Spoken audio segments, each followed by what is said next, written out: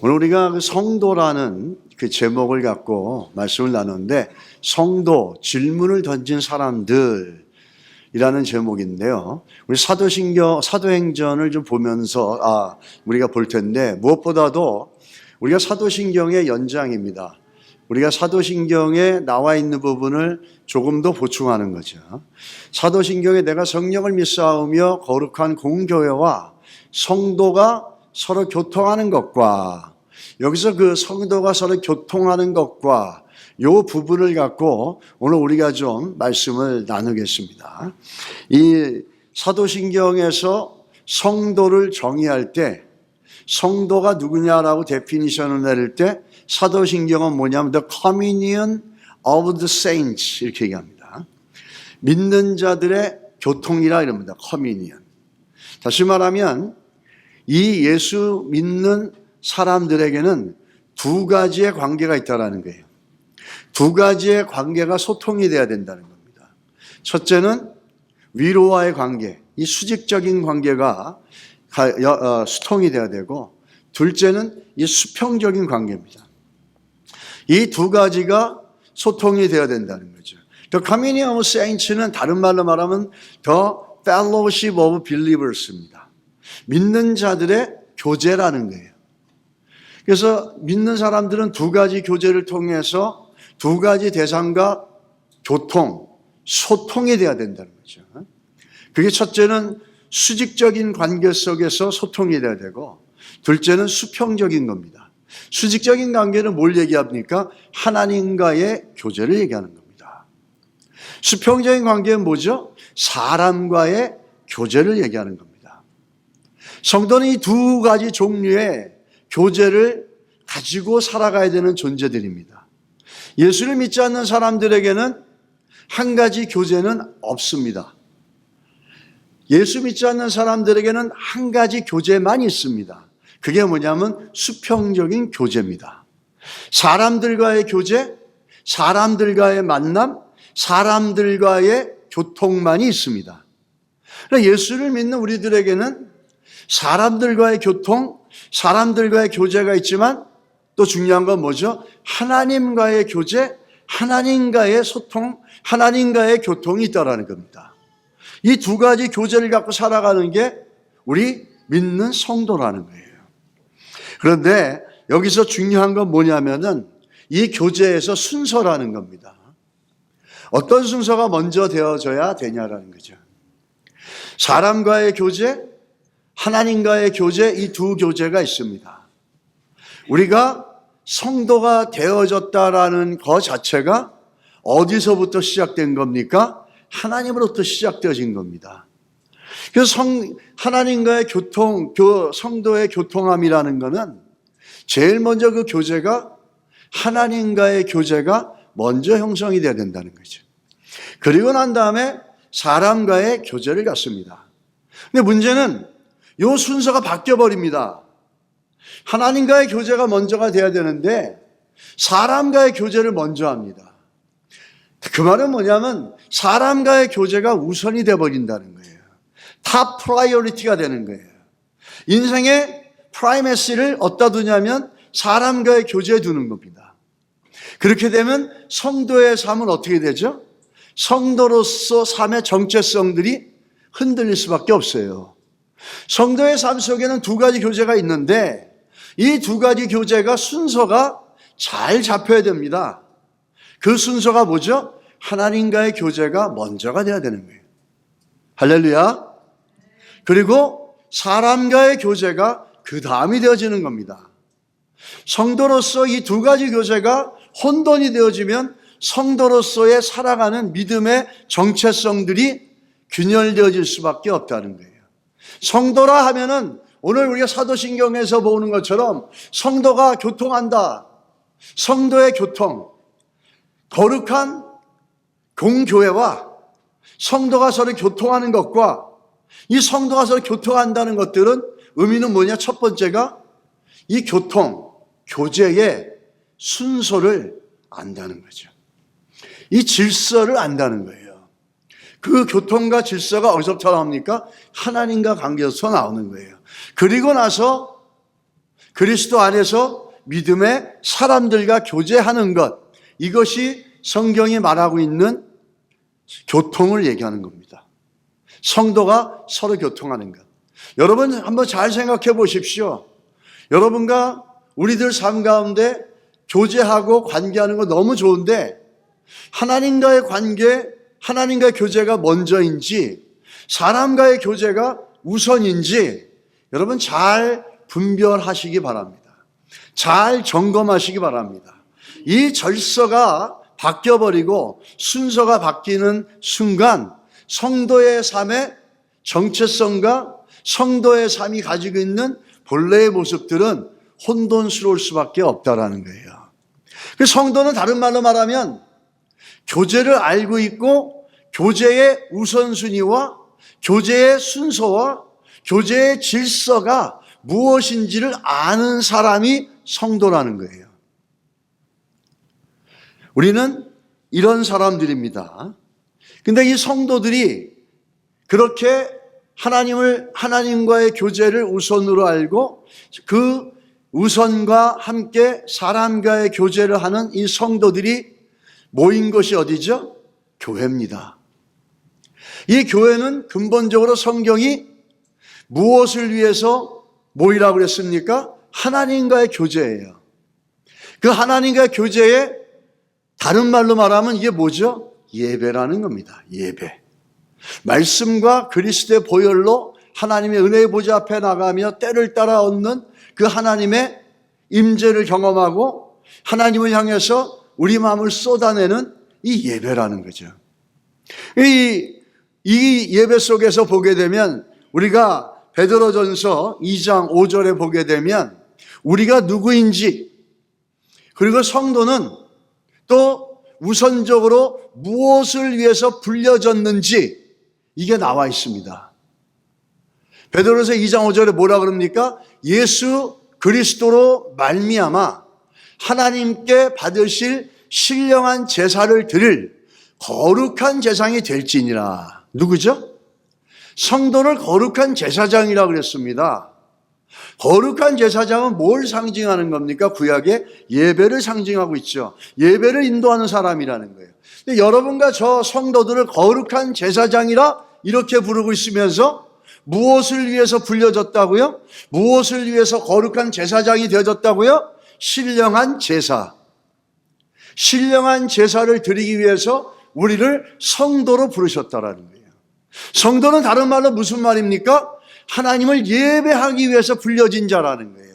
이게 정체성이에요.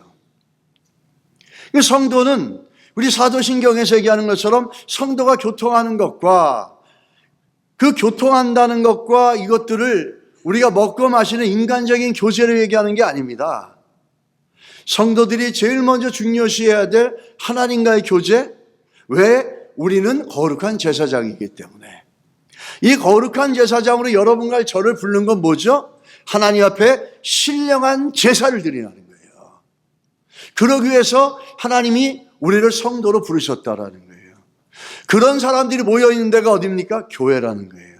그 말은 뭐죠? 하나님과 예배하고 하나님과 교제하고 하나님과 소통하고 하나님과 교통하는 것을 먼저 하는 것 우선순위를 두고 살아간다는 걸 믿고 아는 사람들을 뭐라 그러죠? 성도라 그러는 겁니다.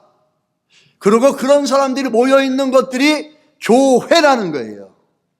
너무나 간단하고 너무나 심플한데 우리는 이 개념 자체가 기본적인 개념 자체가 안 되니까 교회가 예배가 무너지고 쓰러지게 되는 거예요. 그거를 방지하기 위해서 사도신경에는 내가 성령을 믿사오며 거룩한 공교회에 와. 그리고 나서 뭐죠? 성도가 서로 교통하는 것과 이렇게 써 있는 거예요. 아무 의미 없이 써 있는 게 아닙니다. 이 성도로서의 정체성, 그 예배와 성도는 뛸래야 뛸 수가 없는 너무너무 중요한 거예요. 왜? 우리는 예배를 드리기 위해서 불려진 거룩한 제사장들이기 때문에. 그 예배와 성도는 굉장히 중요하죠. 왜 중요하죠? 예배 자체가 누구를 통해서 이루어집니까? 성도들을 통해서 이루어지는 거예요. 이 말 속에는 예배와 성도가 또 어떤 관계가 있는 줄 아십니까? 내가 하나님의 자녀로서 거룩한 제사장으로 불려진 성도라는 자기의 정체성, 영적인 정체성, 믿음의 정체성이 명확하면 명확할수록 뭐가 더 명확합니까? 예배가 뜨거워지는 거예요. 왜 예배가 힘을 잃어갑니까? 왜 예배가 가치 없이 느껴집니까? 그건 예배를 이끌어가는 교회의 문제가 아니라 여러분, 우리가 성도로서의 아이덴티티가 너무나 흐려져 있고, 내가 성도로서 불려졌다면 거룩한 제사장으로 불려져서 신령한 제사를 드리기 위해서 하나님이 불러 세웠는데, 이 정체성이 무너지고 정체성이 약해지니까 예배가 가치 없는 것 같고 예배가 우스운 것 같이 느껴지는 거예요. 우리의 삶의 방향은, 성도들의 삶의 방향은 제일 먼저 어디를 향했습니까? 저 그림이 아주 흡사한 건 아니지만 예배를 향해서, 하나님 나라를 향해서, 교회를 향해 가 있다라는 거예요. 이게 내가 예배를 어떻게 생각하느냐, 내가 예배를 어떻게 드리고 있느냐를 살펴볼 수 있고 그것을 점검할 수 있다는 건 뭐죠? 내가 누구이고 내가 성도로서의 정체성이 얼마나 명확한지를 보여주는 거예요. 내가 성도로서의 정체성이 분명하면 불평할수록 뜨거워지는 게 뭐죠? 예배라는 겁니다. 교회 예배는 뜨거워지는 거죠. 뜨겁게 예배하고 예배가 우선순위가 되는 거고 예배에 우리의 모든 것들을 먼저 드리는 거예요. 여러분 성도이십니까? 교회는 다녀도 내가 뭘 믿고 있는지도 모르고 내가 무엇을 위해서 성도로서 불려졌는지도 모릅니다. 그냥 문화가 그 기독교 문화니까 또 우리 엄마 아빠가 예수 믿었으니까 나도 습관적으로 오고 좋습니다. 그러나 한 가지 아십시오. 여러분이 성도로 불렸을 때는 성도의 본래의 아이덴티티가 있다는 거예요. 그게 뭐죠? 거룩한 제사장이라는 거예요. 거룩한 제사장은 뭘 위해서 컷아웃된 겁니까? 바로 신령한 제사를 드리라는 거예요. 어영부영 드리는 제사가 아니라 신령한 제사를 드리라는 거예요. 내가 거룩한 제사장이라는 성도로서의 정체성이 분명하고 확실하면 우리의 예배는 신령해지고 뜨거워지고 부흥이 일어나는 겁니다. 영적인 생기가 일어나는 거고 생명력이 일어나는 거예요.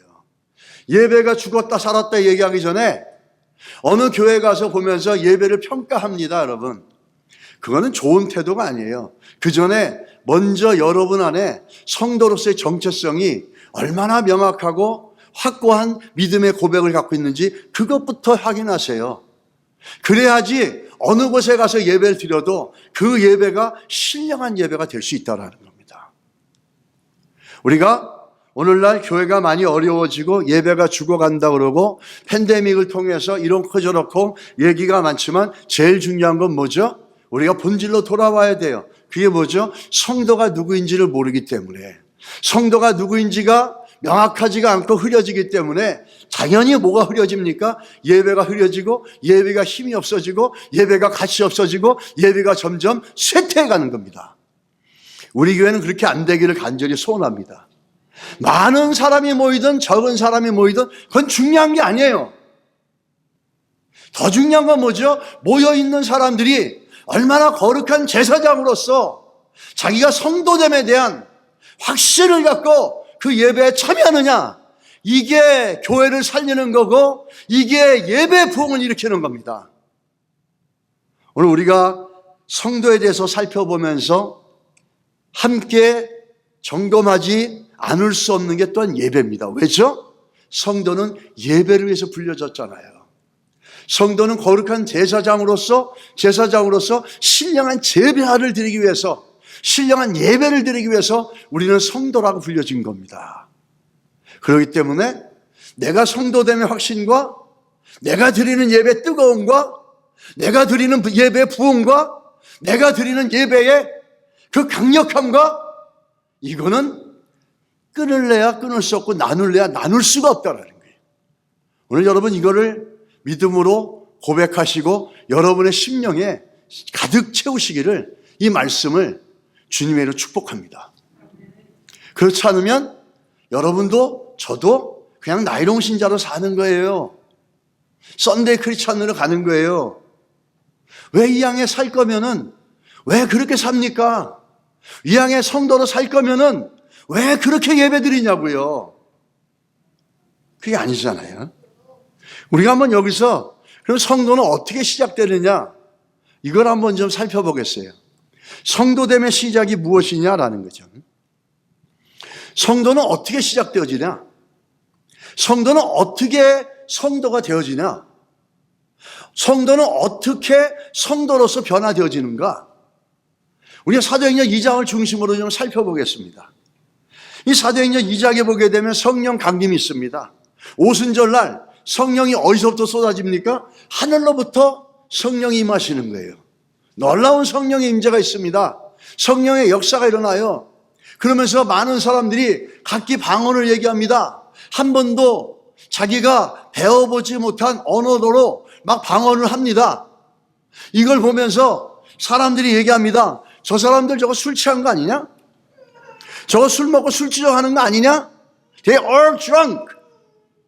술주정뱅이 아니냐? 이러고 있었어요. 그러면서 그들을 갖다가 비하하고 있을 때 한 사람이 일어납니다. 그게 누구냐면 베드로예요. 베드로가 일어나면서 얘기하는 거죠. 저들은 술 취한 게 아니다. 저들은 술 취한 게 아니라 성령의 충만함을 받은 것이다.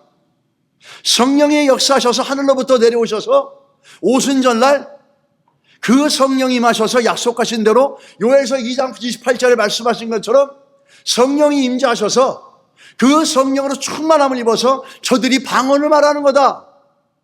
하나님의 살아계심을 드러내는 거고 이 땅에 교회의 능력을 보여주는 것이다 라고 얘기한 사람이 베드로예요. 그래서 베드로가 설교를 3가지 종류를 합니다. 사도행전 2장 16절로 21절에 보면 누구든지 주의 이름을 부르는 자에게는 이때가 곧 구원의 날이 될 것임을 선포합니다. 자, 이제 성령이 마시면서 은혜의 시대가 열리고 구원의 시대가 열렸다. 그러면서 누구든지 예수를 믿으면 구약하고 다르게 너희들은 구원을 얻을 것이다. 이렇게 얘기합니다. 이렇게 선포합니다.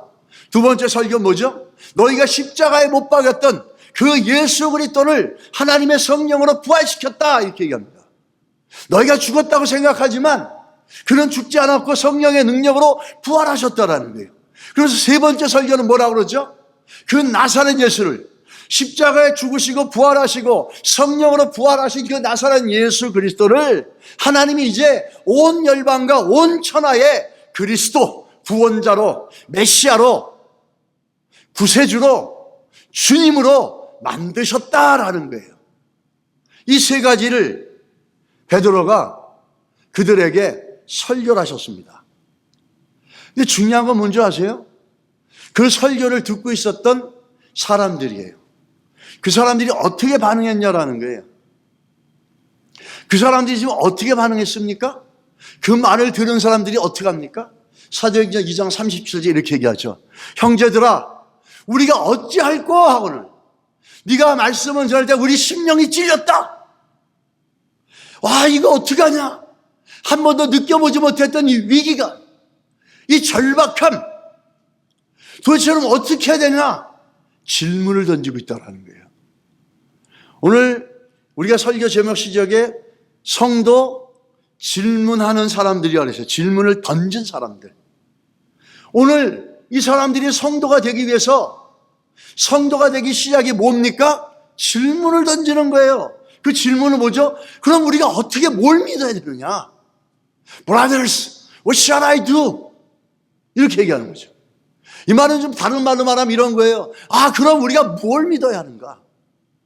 어떻게 믿어야 하는가? 그러면 네가 말하는 그거를 믿고 싶은데 도대체 뭘 믿어야 되는지 우리에게 말 좀 해주어라는 겁니다. 이게 성도의 시작이에요. 성도는 내가 무엇을 믿어야 하는가라는 질문으로부터 시작이 됐다는 겁니다. 사도행전에. 내가 뭘 믿어야 되느냐? 너의 말을 듣는데 내 가슴이 찔리고 심령이 찔리는데 내 한 번도 느껴보지 못한 감정이야. 도대체 어떻게 해야 되느냐? 내가 어떻게 해야지 네가 말하는 그 구원을 얻을 수 있고 뭘 믿을 수 있는지 brother tell me. Something about that. 브라더 좀 날 좀 얘기 좀 해줘. What am I supposed to believe? 내가 뭘 믿어야 되는 거야?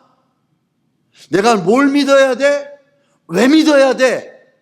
이 질문을 하고 있는 거예요. 이게 뭐라 그랬어요? 성도의 시작이라는 거예요. 성도됨의 시작이라는 거예요.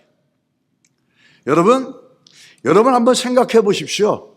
여러분이 성도로서 산다고 하지만 내가 뭘 믿고 있는지 한번 질문해 보신 적 있으세요? 내가 정말 하나님의 성령이 내 가슴을 찔렀다면 우리는 뭐가 나와야 되죠? 내가 뭘 믿고 있는지에 대해서, 내가 뭘 믿어야 되고 뭘 믿는지에 대해서 질문을 던져봤어야 되는 거예요. 성도는 뭐죠? 내가 믿어야 할 것, 믿는 것에 대해서 질문을 해본 적이 있는 이들이 성도라는 거예요. 질문 없는 신앙생활은 우리들에게 아무 도움도 성장도 없습니다. 성도라고 불려졌고 성도로서 우리가 살아왔어요. 근데 여러분이 뭘 믿고 있고 내가 뭘 믿어야 하고 내가 뭘 믿고 있는지 스스로 질문해 보신 적 있으세요? 질문이 한 번도 없으셨다면 오늘 여기서 여러분의 질문들을 찾으시고 해답을 가져가시기 바랍니다. 성도는 어디서부터 시작됐냐면, 성도됨의 시작은 어디서부터 시작됐냐면 with a question. What am I supposed to believe? 내가 뭘 믿어야 되는 건가? Tell me brothers. 그러면서 이 사람들이 뭐라 하면요? Tell me brothers 이렇게 얘기합니다. 피터와 베드로와 사도들에게 대해서 Tell me you brothers, Peter. 그리고 너 사도들 얘기 좀 해줘라. 내가 어떻게 해야 되느냐? 내가 뭘 믿어야 되느냐? 심령에 찔리고 영혼에 찔리고 마음에 찔리니까 나온 게 뭐냐면 내가 뭘 믿어야 성도가 되느냐? 내가 뭘 믿어야 구원을 얻을 수 있느냐는 질문이잖아요. 우리가 말씀에 찔려보고 성령에 찔려보고 감동을 받았다면 내가 뭘 믿어야 되고 내가 제대로 믿고 있는지라는 질문이 한 번쯤은 있어야 되는 거예요. 그게 성도입니다. 내가 뭘 믿고 있는지도 모르고 왜 믿고 있는지도 모르고 그러니까 바람 불면 떠나가고 맨날 쭉정이 같은 신앙생활 하는 거잖아요. 무게가 없잖아요. 누가 이러면 일로 가고 조금 뭐 마음이 좋으면 그냥 그 감정 따라가고 분위기 좋으면 거기 따라가고 뭘 믿는지 한 번도 질문을 안 해봤기 때문에 그렇게 바람에 흔들리는 갈대같이 우리가 살아갈 수밖에 없어요. 신앙생활 할 수밖에 없다는 거예요. 근데 이 사람들은 자기가 뭘 믿느냐, 뭘 믿어야 되느냐 질문을 던져요. 근데 여기에 베드로의 권면이 있습니다. 베드로가 뭘 믿을지 얘기해 주는데 오늘 하나만 보는데요. 베드로전서 2장 38절로 39절에요. 베드로가 이르되 너희가 회개하여 이렇게 얘기합니다. 제일 먼저 질문하는 그 사람들에게 우리가 뭘 믿어야 되겠습니까? 라고 질문하는 그 사람들에게 베드로가 권면하며 믿으라고 줬던 내용이 뭐죠? 회개하라는 겁니다. 이게 신앙의 시작이고 성도됨의 시작이라는 거예요. 우리가 믿어야 되는 것들, 그 믿는 것의 시작이 어디서부터 나옵니까? 회개로부터 시작되는 거죠. 예수님이 이 땅에 와서 제일 먼저 하신 게 뭐죠? 회개하라 이렇게 얘기하셨어요. 베드로도 마찬가지죠. 네가 믿고 싶으냐? 네가 예수를 믿고 싶으냐? 네가 성도가 되고 싶으냐? 그렇다면 회개하라 이렇게 얘기합니다. 이 회개라는 거는 우리가 메타노이아라는 헬라어를 써서 얘기하는데 마음의 어떤 변화, 생각하는 방식, 생각하는 기준 이것들을 다 바꾼다는 거예요. 다른 말로 말하면 우리 차 타고 가다가 유턴하죠. 방향을 완전히 바꾸잖아요. 이렇게 가다가 차선을 바꾸는 거는 같은 방향으로 갑니다. 근데 유턴을 하는 건 뭐죠? 이렇게 가다가 돌아서서 반대로 가는 거잖아요. 이게 회개하라는 거예요. 너희 생각을 바꾸라는 거예요. 인생의 크라이테리아를 바꾸라는 거예요. 뭔가를 보고 결정하는 크라이테리아를 바꾸고 생각하는 더 way of thinking 이것들을 바꾸라는 거예요. 그런 너희 마음과 생각을 transforming 변화시켜서 뭘 향해서 toward the Lord 하나님을 향해서 마음과 생각을 바꾸라는 거예요. 이게 회개라는 거죠. 그래야지 올바르게 신앙을 갖고 올바르게 행동이 나오죠. 그래서 이 메타노이아라는 회개라고 하는 헬라어의 말은 바꾸라는 겁니다. 이 바꾸라는 건 레인 체인지가 아니라 디렉션 체인지예요. 1차선, 2차선을 가라는 게 아니라 가던 디렉션에서 완전히 반대 디렉션으로 가라는 거죠. 생각을 바꾸고 마음을 바꾸고 삶의 기준을 바꾸고 가치관을 바꾸라는 거예요. 그리고 이 구약에서는 이 회개라는 걸 테베슈라고 하는데 돌아가라는 거예요. 자, 이걸 좀 정리하면 이런 거죠. 회개라는 건 마음과 생각과 가치관을 변화시켜서 하나님께로 본질로 돌아가자 이겁니다. 본래 우리를 창조하신 하나님 아버지께로 돌아가자 이런 거죠. 이게 회개라는 거죠. 또 중요한 건 뭐죠? 이게 성도들이 믿어야 될 첫 시작점이라는 거예요. 뭘 믿어야 되겠습니까? 질문하는 이 사람들에게 베드로는 회개하라 라는 걸 먼저 가르쳤다는 거예요. 마음을 새롭게 하고 생각을 새롭게 하고 그리하여서 하나님께로 돌아가는 이 시작이 뭐죠? 믿음의 시작이 회개라는 겁니다. 자, 우리 질문을 던졌는데 베드로가 이렇게 대답을 하잖아요. 우리 한번 돌아보십시오. 나는 과연 내가 지금까지 살아왔던 방향에서 완전히 돌아버리는 디렉션 방향, 레인 체인지가 아니라 디렉션을 체인지해서 하나님께로 돌아가려고 마음과 생각과 가치관을 바꿔보려고 회개해 본 적이 있는가라는 거죠. 그런 게 우리에게 있냐라는 거죠. 질문하는 이들에게 베드로에 던진 대답이에요. 여러분은 이 질문과 대답에 두 가지를 오늘 다 받아서 가슴에 새기시기를 예수 이름으로 축복합니다. 그러고 나서 성경은 믿는 사람들이 뭔지를 정의를 내줘요. 믿음은 질문을 통해서 시작됐죠? 그리고 믿는 사람들의 정의에 대해서 얘기해 주고 있습니다. 우리가 사도행전을 보게 되면은 베드로가 선포한 말씀들을 들은 사람들의 두 번째 반응이 나와요.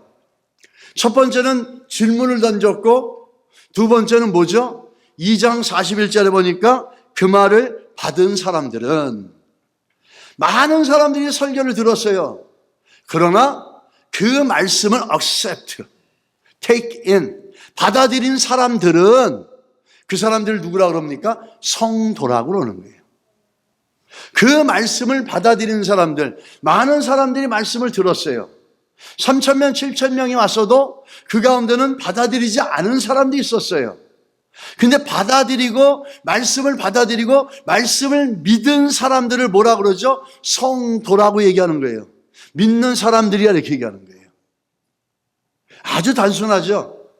그래서 사도행전은 뭘 얘기하냐면 성도는 질문으로 시작하지만 또한 성도의 신앙은 질문으로 시작하지만 성도는 어떤 사람이냐? 하나님의 말씀을 믿는 사람들, 예수를 구주로 믿는 사람들, 이 사람들이 성도라는 거예요. 이 사도행전 2장 44절에도 똑같은 얘기죠. 믿는 사람이 이름. 그래서 믿는 사람들이 모였다 이렇게 얘기합니다. 그게 뭐죠? 교회예요.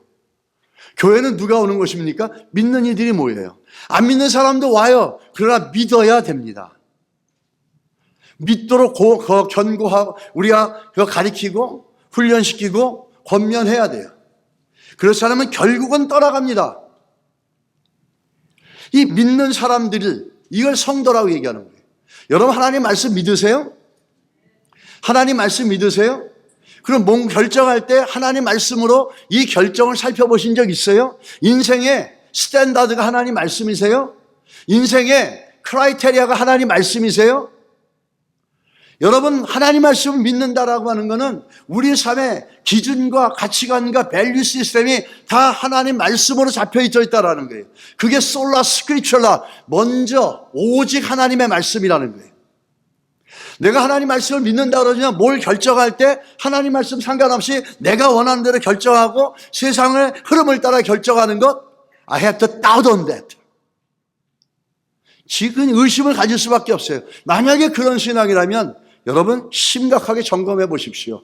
내가 성도인지, 내가 40년, 50년 교회 다녔어. 그게 중요한 게 아니에요. 뭐가 중요하죠? 내가 하나님의 말씀을 믿고 있고 내 삶의 판단과 기준의 스탠다드가 하나님의 말씀이자라는 거죠. 그게 성도의 삶이라는 거예요. 그래야지 올바른 행동이 나오고 말씀에 대한 응답이 나오고 반응이 나오는 겁니다. 우리가 교회가 성도가 욕먹고 비난받는 게 뭐죠? 성도라고 얘기하죠. 하나님 말씀을 믿는 게 아니에요. 믿으면 삶 속에서 나가서 말씀을 따라가야 되는데 돈 따라가죠. 욕심 따라가죠. 그러니까 누가 보고 저 사람을 보고 크리스찬이라고 얘기할 수 있겠어요? 여러분 삶의 기준이 말씀입니까? 그게 말씀을 믿는 거예요. 오늘 여기서 마음에 감동이 오고 마음에 들어서 말씀이 설교가 마음에 들니까 아멘 했어요. 그 아멘 했으면 우리가 지켜나가야죠. 근데 이 말씀의 삶의 기준이 바뀌지 않았어요. 여러분 오늘 내가 정말 말씀을 믿는 성도가 되는 시간이 되시기를 예수 이름으로 축복합니다. 우리 삶의 기준과 스탠다드가 하나님 말씀으로 변화되어지는 그런 놀라운 믿음의 사람 성도들이 되시기를 예수 이름으로 축원합니다. 그래서 또 이 사도행전 4장 4절에 보면 말씀을 들은 사람 중에 믿는 자가 많으니, 이 얘기는 뭐죠? 말씀을 듣는 사람들이 많이 있었는데 다 들은 건 아니에요. 믿는 사람들이 뭐라고요? 성도다라고 얘기하는 거예요. 믿는 무리가. 그래서 사도행전은 굉장히 강조하는 게 뭐냐면 성도는 믿는 사람이라는 거예요. 하나님 말씀을 듣고 믿는 사람들, 하나님 말씀을 듣고 믿어서 그 말씀이 인생의 스탠다드가 되고 인생의 기준이 돼서 그것을 따라가는 사람들, 그 사람들이 성도다라고 규정을 합니다.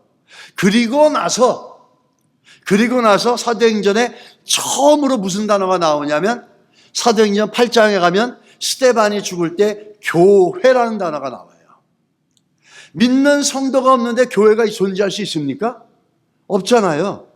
믿는 성도들을 먼저 정의하고 성도는 누구인지를 먼저 얘기하고 그 다음에 사도행전 8장 3절에 가면 사울이 교회를 잔멸할세 이렇게 얘기합니다. 처음으로 교회란 단어가 그때 나와요. 교회가 되기 위해서는 무엇이 먼저 선제되어야 되냐면 믿는 성도들이 있어야 된다는 거예요. 그 믿는 성도들이 있을 때 교회가 교회다워질 수 있다는 거예요. 그 믿는 성도들이 있을 때 교회는 비로소 이 세상의 그 모습을 드러내고 교회로서의 역할과 기능을 할 수 있다는 거죠. 교회의 기본 조건은 건물이 있는 건 편리한 거죠. 교회에 돈이 있는 것 편리하고 좋은 거죠. 그러나 중요한 건 교회를 만드는 기본 전제 조건이 뭐죠? 말씀을 예수 그리스도를 주로 믿는 성도들이 있어야 되는 거예요. 그 성도들이 얼마나 있느냐가 중요한 게 아니라 있는 성도들이 정말 믿느냐가 중요한 거죠. 질문을 해본 적이 있고 정말 믿느냐라는 거예요. 그것이 오늘 사도행전이 우리에게 던지고 있다는 거죠. 여러분, 우리가 믿는 성도가 되시기를 예수 이름으로 축복합니다. 하나님 말씀을 믿는 성도가 되시길 바랍니다. 그게 복이고 능력이에요. 그게 교회의 힘이라는 거예요. 그런 성도들이 많을 때 교회는 교회다워지고 교회는 부흥하게 돼 있습니다. 어느 한국의 유명한 목사님이 간증을 하셨어요. 그 전에 영국에서 유명한 저널리스트가 국회의원, 변호사, 의사, 교수 등 소위 인텔리전스한 아주 지성인들, 이 사람들을 향해서 앙케이트를 했는데 그 앙케이트 내용은 이겁니다. 당신이 만약 3년 동안 감옥에 갈 일이 있다면 가지고 들어가서 읽고 싶은 책은 무슨 책입니까? 3권만 소개해 주세요. 근데 결과가 어떻게 나왔는지 아십니까? 응답자의 98%가 가장 먼저 성경을 꼽았습니다.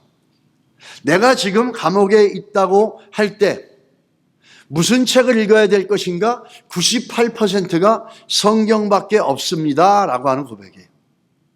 이 한국의 유명한 목사님이에요. 이름만 대면 아는 목사님인데 이북에서 6.25 때 월남하셔서 교회를 크게 부흥시켰던 유명한 목사님이죠. 그 목사님은 자기를 키워주신 어머니의 가정, 그 외갓집의 신앙에 대해서 늘 감사하다 그랬습니다. 그분에게는 외삼촌이 한 분 계셨는데 피난을 내려와서 남한에서 의사로서 평생을 사신 분이에요. 늦지막히 나이 들어서는 무의촌에 들어가서 가난한 사람들을 몸소 돌보셨고, 그리고 그분이 항상 말없이 늘 봉사하시고 섬겼던 모습이 기억이 난다고 합니다. 말이 굉장히 적으신 분이었대요. 그런데 항상 그 손에는 책을 놓는 법이 없었대요. 그래서 그분의 그 병원 가면은, 클리닉에 가면 사무실에 항상 책이 많았고 집에도 책이 많았고, 그래서 독서를 참 많이 하시는 분이다라고 생각이 들었던 겁니다. 이렇게 무의촌에 가서 열심히 봉사했던 이분은 92살이 돼서 이제 천국 가셨는데, 이분은 장로님이셨어요. 말씀이 너무너무 적어서 친구들끼리 모이고 나면 떠나갈 때 친구들 하는 말이 항상 이거예요. 오늘은 저 장로님이 몇 마디 했어요. 이게 떠날 때 하는 얘기라는 겁니다. 그만큼 말은 적고 성경은 많이 보셨는데, 이분이 80쯤 되더니 어느 날 집에 가고 병원에 가봤더니 아무 책이 없더라는 거예요. 책이 하나도 없고 성경에 큰 글자로 되어 있는 책상에 큰 글자로 된 성경 한 권만 딱 있더라는 거예요. 그래서 이거 어떻게 된 건가 해가지고 물어봤대요. 그랬더니 책은 다 어떻게 하셨습니까? 물어보니까 이 장로님이 대답하는 게, 나이 80이 넘으니 이제는 어떤 책도 필요가 없구나. 신문을 읽거나 뉴스를 들을 필요가 없다. 이제 내가 읽어야 할 책은 오직 이 성경 한 권뿐이다 라고 이렇게 얘기하시면서 마지막 떠나실 때까지 성경만 읽고 가셨다는 거예요. 그게 우리 성도의 모습이 될지 믿습니다. 말씀 뭘 믿어야 될지 질문해보고 말씀을 믿는 자들을 성도라고 오늘 사도행전이 얘기하고 있잖아요. 그러므로 성도는 이 말씀을 우선적으로 읽어가는, 가까이 해나가는 그런 삶이 되어질 때 우리 삶의 기준도 바뀌어져 가는 거죠. 성경에 보면은 두 종류의 성전이 있어요. 두 종류의 템플이 나와요. 그 하나님이 선택하시고 하나님이 세우신 성전임에도 불구하고 성전이 두 종류가 있어요. 하나는 뭐죠? 어떤 성전이냐면 하나님의 말씀이 있는 성전. 둘째는 뭐죠? 하나님의 말씀이 없는 성전이에요. 오늘 구약에 보면은 므낫셋이라는 왕이 나옵니다. 이 므낫셋이라는 왕은 아주 훌륭한 아버지를 두셨죠. 그 아버지가 누구냐면 유다왕 히스기야였어요. 근데 아버지는 훌륭한데 이 아들은 그렇지 않았어요. 그래서 이 므낫셋은 하나님의 이름이 있어야 될 성전에 하나님의 법궤가 있어서 그 법궤 안에 뭐가 있습니까? 하나님의 말씀이 있거든요. 그 법궤가 있고 하나님 말씀이 있어야 되고 하나님의 이름이 있어야 될 성전에 뭘 갖다 둡니까? 온갖 우상으로 가득 채워버렸어요. 그래서 열왕기하 21장 4절에 성경이 이렇게 얘기합니다. 여호와께서 전에 이르시기를 내가 내 이름을 예루살렘에 두리라 하신 여호와의 성전에 제단을 쌓고, 내가 너희들에게 얘기한 것처럼 나의 이름을 저 성전에 두겠다 얘기하고 저 성전 제단에 하나님의 법궤를 둬서 말씀을 두겠다 했는데, 너희는 그렇게 안 하고 여호와의 말씀 대신에 뭐냐면 온갖 우상으로 가득 채운 거예요. 온갖 우상으로 가득 채웠던 이 시기에 어떤 사건이 일어나냐면 하나님의 성전에 하나님의 말씀이 사라져버린 거예요. 이 하나님의 말씀은, 하나님의 말씀을 경시하는 므낫셋 왕과 같은 사람들에게는 사라져버립니다. 그 말은 뭐죠? 하나님 말씀을 경시하고 하나님 말씀을 무시하고 세상의 우상의 것들로 돈으로 채우고 그 이생의 자랑 안목의 정력으로 채운 사람들에게는, 그렇게 말씀에 관심이 없는 교회, 말씀이 없는 성도들에게는 하나님의 말씀을 들을 기회도 없고 하나님의 말씀을 배울 기회도 없고 하나님의 말씀이 선포되는 소리도 들을 수 있는 기회조차도 없어진다는 거예요. 므낫셋 왕 때 하나님의 말씀이 발이 달린 것도 아닌데 이 말씀이 사라져 버렸어요. 여기서 중요한 건 뭐죠? 므낫셋같이 하나님의 말씀에 관심이 없는 곳에는 하나님의 말씀이 스스로 사라져 버립니다. 그런데 하나님 말씀이 스스로 나타났어요. 그게 어디냐면 어떤 왕이 있을 때냐면 요시아랍니다. 요시아 왕일 때 열왕기하 22장 8절에 보니까 대제사장 hil기야가 서기관 사반에게 이르되 내가 여호와의 성전에서 율법을 책을 발견하였노라 이렇게 얘기합니다. 요시아 왕 때 므낫셋 때 사라졌던 하나님의 말씀을 경시하고 무시하고 우상으로 가득 차웠던 므낫셋 때는 하나님의 말씀이 어디 가 있는지 알 수도 없었는데 요시아 왕이 되니까 이 히스기야 아들이었던 므낫셋 왕의 다음 왕이 이 요시아 왕인데 이때는 성경이 그냥 발견이 되어지는 거예요. 놀랍지 않습니까? 하나님의 말씀에 관심이 있는 사람들에게는 말씀이 깨달아지고 말씀이 들려오고 말씀이 믿어지고 말씀이 감동이 되어지고 말씀이 기쁨이 되어집니다. 그러자 열왕기하 22장 11절에 보십시오. 요시아 왕이 하나님의 말씀이 발견됐다 그러니까 어떤 반응을 합니까? 왕의 율법책에게 말을 듣자 곧 그의 옷을 찢느니라 이렇게 얘기합니다. 왜 그럴까요? 하나님 말씀이 발견된 게 싫어서 저랬을까요? 아니면 뭔가 잘못했다고 회개하려고 했을까요? 오늘 열왕기하 22장 13절에 보십시오. 그 이유를 알 수가 있어요. 너희는 가서 나와 백성과 온 유다를 위하여 이 발견한 책의 말씀에 대하여 여호와께 들으라. 우리 조상들이 이 책의 말씀을 듣지 아니하며 이 책에 우리를 위하여 기록된 모든 것을 행하지 아니하였으므로 여호와께서 우리에게 내리신 진노가 크도다. 무슨 얘기죠? 이 하나님 말씀이 없었기 때문에 하나님 말씀대로 따라가야 되는데 그렇게 살지 못했기 때문에 하나님의 진노가 우리에게 너무너무 컸다라는 거예요. 그것이 말씀 없이 살아가서 그 어렵고 힘들었던 것들에 대한 원통함이라는 거죠. 영적인 무지함의 원통함. 하나님 말씀을 가까이 하지 못해서 그 많은 시간들을 낭비하고 불필요하게 고난당하고 아팠던 것들에 대해서 요시아가 옷을 찢으면서 분개하고 또 때로는 회개의 모습도 있습니다.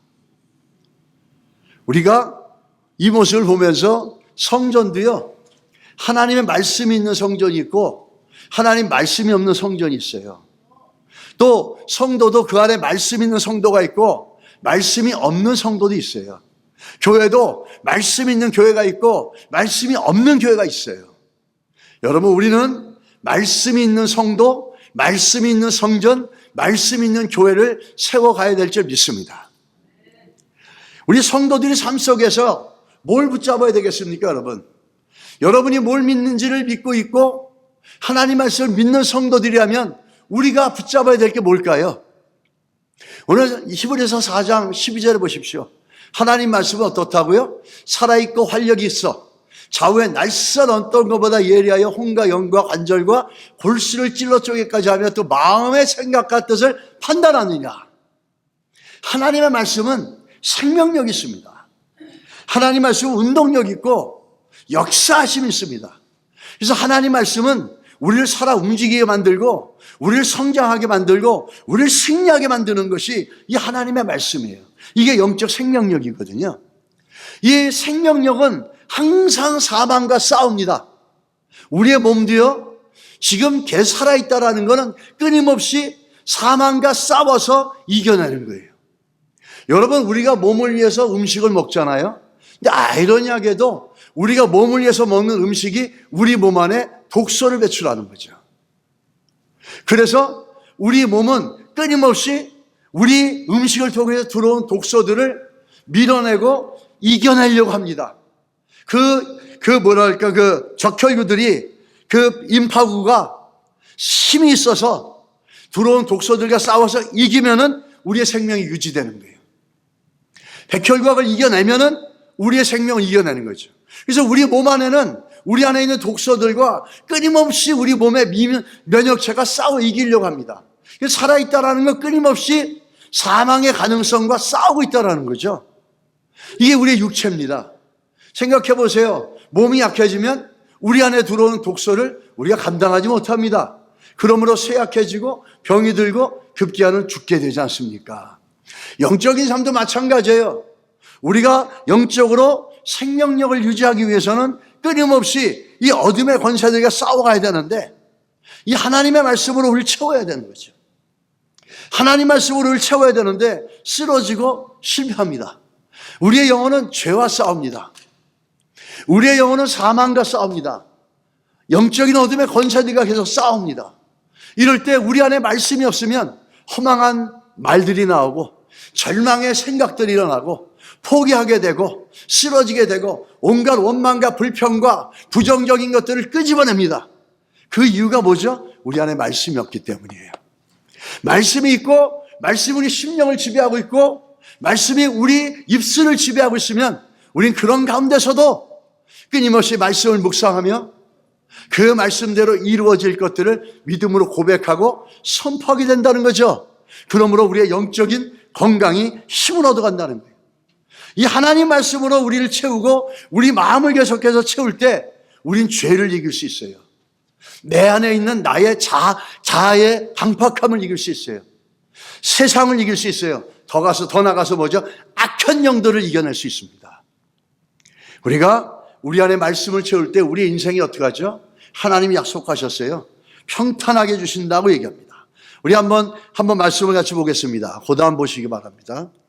히브리서 4장 12절에 우리가 믿는 도리를 굳게 잡을지라 이렇게 얘기합니다. 그러면서 여호수아 1장 8절 어떻게 합니까? 이 율법책을 내 입에서 떠나지 말게 하며 주야로 그걸 묵상하며 그러면 어떻게 하죠? 그 안에 기록된 대로 다시 지켜 행하면 내 길이 평탄하게 될 것이며 형통하리라 이렇게 얘기합니다. 하나님의 말씀을 가까이 하는 것처럼 복이 없어요. 하나님의 말씀을 믿는 것처럼 복이 없어요. 그것을 우리 심령에 채우는 것은 우리 인생을 평탄하고 형통하게 만들어가는 하나님의 은혜를 우리가 경험할 수 있을 줄 믿습니다. 또 한 가지 오늘 보시게 되면 오늘 하나님의 말씀은 매이지 아니합니다. 이 매이지 않는다는 건 뭐죠? 풀어준다는 거예요. 자유롭게 해준다는 거예요. 우리가 성경의 기독교 역사 속에 우리의 신앙에 크게 영향을 미친 두 사람이 있는데 한 분은 어거스틴이고 한 분은 루터입니다. 마틴 루터. 이 어거스틴이라는 사람은 어떤 사람이었냐면 굉장히 방탕한 사람이었죠. 사생활을 이미 16인가 17에 나고 그리고 한마디로 정말 탕하였죠. 이단, 만이교 철학에 심취해서 이단 철학이 옳다고 생각했던 사람이에요. 철저하게 의식적으로 타락한 사람이었죠. 근데 어머니의 기도로 어느 날 자기 심령 가운데 하나님의 말씀을 보라라고 하는 음성이 들려오는 거예요. 그래서 말씀을 딱 폈더니 그 말씀이 너무너무나 자기의 삶을 다 비춰주고 있는 말씀이었어요. 그게 로마서 13장 12절로 13절인데 이 말씀의 내용은 이렇습니다. 밤이 깊고 낮이 가까웠으니 그러므로 우리가 어둠의 일을 벗고 빛의 갑옷을 입자. 낮에와 같이 단정히 행하고 방탕하거나 술 취하지 말며 음란하거나 호색하지 말며 다투거나 시기하지 말고 자기의 라이프를 너무나 잘 반영해주고 있고 보고 있는 것 같은 말씀이잖아요. 이 말씀을 읽는 순간 이 어거스틴은 그 방탕하고 탐욕과 정욕 속에 있었던 데서 벗어나게 됩니다. 그 이단 만이교 철학에서 벗어나서 하나님의 말씀을 믿는 성도가 되어집니다. 그리고 자기를 어릴 때부터 지켜 붙잡았던 그 육체의 정욕에서 벗어나서 거룩하고 성도다운 새로운 삶을 살게 돼요. 어디서 일어납니까? 말씀이 우리를 갖다가 자유하게 합니다. 사단은 우리를 묶습니다. 죄는 우리를 묶어요. 쇠사슬에 묶어버리고 악한 영들은 우리를 묶어서 병으로 묶고 여러 가지로 묶어서 우리를 오도가지 못하게 만들고 비참하게 만듭니다. 근데 하나님 말씀은 가까이 하면 가까이 할수록 마음에 새기면 새길수록 우리를 자꾸 풀어줍니다. 경제적인 압박에서 풀어주고 마음의 상처에서 풀어주고 절망에서 풀어주고 온갖 올무에서 우리를 풀어주는 것이 하나님 말씀이라는 거죠. 이 말씀이 우리 안에 있어서 말씀을 믿는 성도가 되시기를 예수 이름으로 축복합니다. 말씀을 마치겠습니다. 우리 한국에 정말 믿음의 자랑스러운 선배가 계시죠. 순교자 주기철 목사님이세요. 이 주기철 목사님이 교회를 새로 짓고 입당 예배를 드리면서 기도를 하셨어요.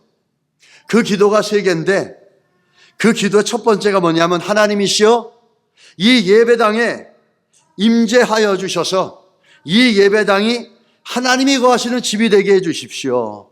둘째는 이 예배당이 만민이 기도하는 집이 되게 해 주십시오.